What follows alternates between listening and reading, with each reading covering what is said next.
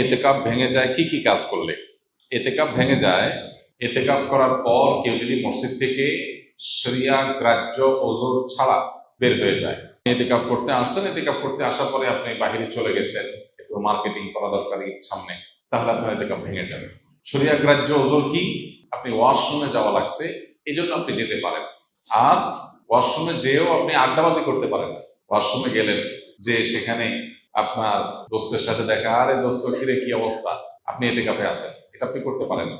দ্রুততার সাথে ওয়াশরুমের কাজ সেরে চলে আসবেন। এর বাইরে মসজিদে যাওয়ার আমাদের নেসেসারি একেবারে খুব না হলে নয় এরকম আমাদের ইম্পর্টেন্ট নিড বা প্রয়োজন আর কি আছে? খাওয়া দাওয়া আছে। খাওয়া দাওয়া আজকের যুগে বিশেষ করে এমন জায়গা খুব কম আছে যেখানে খাবার মসজিদে দিয়ে যাওয়ার মতো ব্যবস্থা একেবারে নাই। বাসা বাড়িতে লোকজন আছে, কেউ না কেউ খাবার দিয়ে যেতে পারে, কাউকে রিকোয়েস্ট করলেও কেউ দিয়ে যেতে পারে। অতএব এরকম ব্যবস্থা যদি থাকে তাহলে খাবারের জন্য বাইরে যাওয়া জায়েজ নাই। হ্যাঁ, কারণ যদি এরকম হয় অবস্থা যে তার খাবারের জন্য কেউ খাবার এনে দেওয়ার মতো নাই, তাহলে এরকম নিরুপায় যদি কেউ সত্যিই হয়, এরকম কোনো মসজিদ থাকে যে আশপাশে কোনো মানুষজন নাই, অনেক দূরে তার বাসা, বাসা থেকে খানা আনার মতো কোনো মানুষ নাই, তাহলে তিনি খাবারের জন্য যেতে পারবেন, খেয়ে আবার চলে আসবেন, খাইতে গিয়ে আবার বাসায় আরেকটা খাজুরি আলাপ করতে পারবেন, এক বেলাকে আরেক বেলা খাবার সাথে নিয়ে আসলেন। এইভাবে না হলে নয়, এরকম নিড থাকলে শুধু বাইরে হতে পারবেন। এছাড়া যদি তিনি বাইর হন তাহলে তার এতেকাফ ভেঙে যাবে। আর এমনিতে কিছু কাজ আছে যেগুলোর কারণে এতেকাফ ভাঙবে না, কিন্তু এতেকাফের কোয়ালিটি কমে যাবে, এতেকাফের গুণগত মান নিচে নেমে যাবে। সেগুলো কি? সেগুলো হলো এতেকাফে বসে আপনি শুধু ঘুমায় কাটালেন, 355 দিন অনেক কাজ কাম, অনেক ব্যস্ততা, ঠিক মতো ঘুমাইতে পারেন না। এই 10 দিন সুযোগ পাইছেন যে আলহামদুলিল্লাহ ডিস্টার্ব করার কেউ নাই, বাচ্চা নাই, বউ নাই, কেউ নাই, ঝামেলা নাই, ক্লায়েন্ট নাই, একটু মন মতো ঘুমাইলাম, তাহলে এতেকাফটা অর্থহীন হবে, এতেকাফটা ঘুমের জন্য না। আবার আপনি এমন করলেন যে অন্য সময় বন্ধু বান্ধবের সাথে এত আড্ডা মারার সুযোগ পান না, 2-4 দোস্ত মিলে একসাথে কোন এক মসজিদে এতেকাফে বসলেন, এবার একেবারে চুটিয়ে আড্ডা মারলেন, এগুলো এতেকাফের কোয়ালিটিকে নষ্ট করে দিবে। আর যদি আপনি ভারসাম্যের সাথে একান্ত প্রয়োজনীয় আলাপ করলেন আর বাকি সময় বাদে মগ্ন থাকলেন, সেটা অর্থ এতেকাফ হবে। আল্লাহ আমাদেরকে ভালো করে এতেকাফ করার তৌফিক নসিব করুন। এতেকাফের ক্ষেত্রে আমাদের মধ্যে যে ভুল ধারণা আছে সেটা দূর করতে হবে, প্রান্তিকতা যেটা আছে সেটা দূর করতে হবে। আমি আমার ছাত্র জীবনে একবার এতেকাফে বসছিলাম, মনে আছে, বহু বছর আগে। তো যেখানে এতেকাফে বসেছি আমার সাথে এক বৃদ্ধ মানুষ বসছিলেন এতেকাফে। তো শীতের সময় ছিল, তখন রমজান, অনেক শীত, মসজিদে একটু ঠান্ডা বেশি। আমি হঠাৎ করে দেখি যে মুরব্বী নাই। তো দেখলাম মুরব্বী কই গেল, ওয়াশরুম গেলে তো এত সময় লাগার কথা না। পরে তাকায় দেখি যে মসজিদের সামনে বাইরে ঘাস বিছানো মাঠ, উনি ওখানে রোদ পোহাইতেছেন। পরে বললাম, মসজিদে বললাম, চাচা এতেকাফ অবস্থা তো রোদ পোহাতে বাইরে যাওয়া যাবে না। উনি খুব জোরে ধমক দিলেন। আমি ছোট ছিলাম, মাদ্রাসা পড়ি তখন। বলছে, হ্যাঁ তোমার মাথা, এতেকাফ ভাঙা এত সোজা মিয়া? আমি কি কারোর সাথে কথা বলতেছি? আমি রোদ পোহাইতেছি।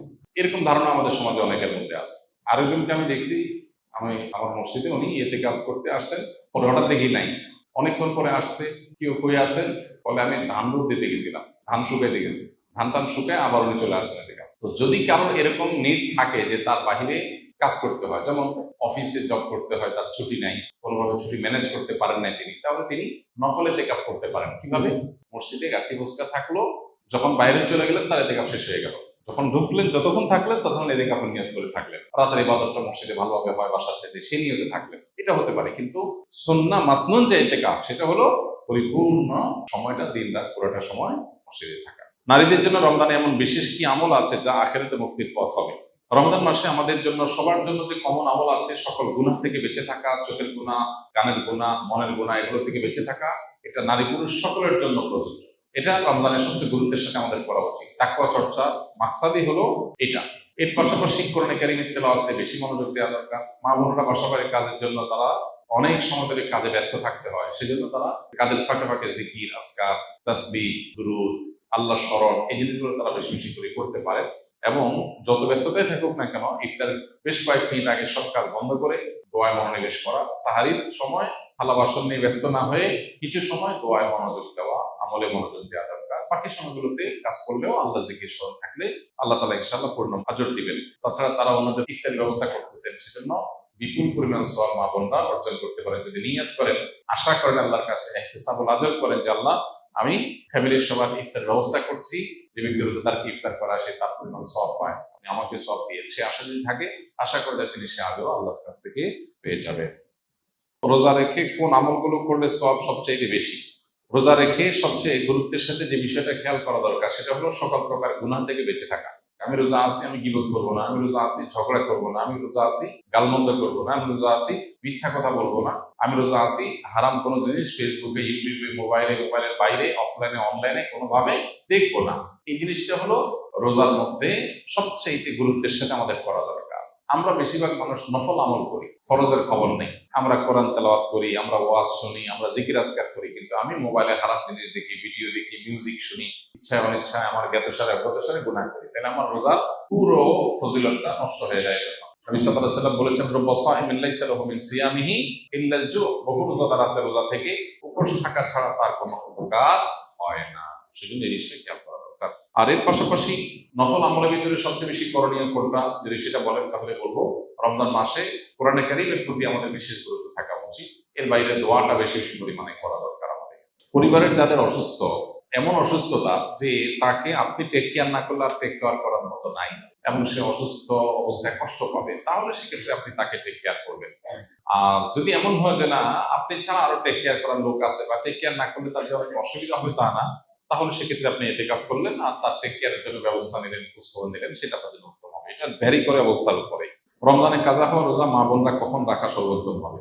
সবচেয়ে উত্তম হলো সওয়ালের মধ্যে রেখে ফেলা, যত আগে রাখা যায়। যদি সেটা না রাখা যায়, পরবর্তী রোজার আগে আগে রেখে ফেলা উচিত। আয়েশা রাদিয়াল্লাহু তাআলা আনহা তার ভাঙতি যে রোজাগুলো হতো সেগুলো তিনি পরবর্তী রমজানের আগে শাবান মাসে রেখে ফেলতেন।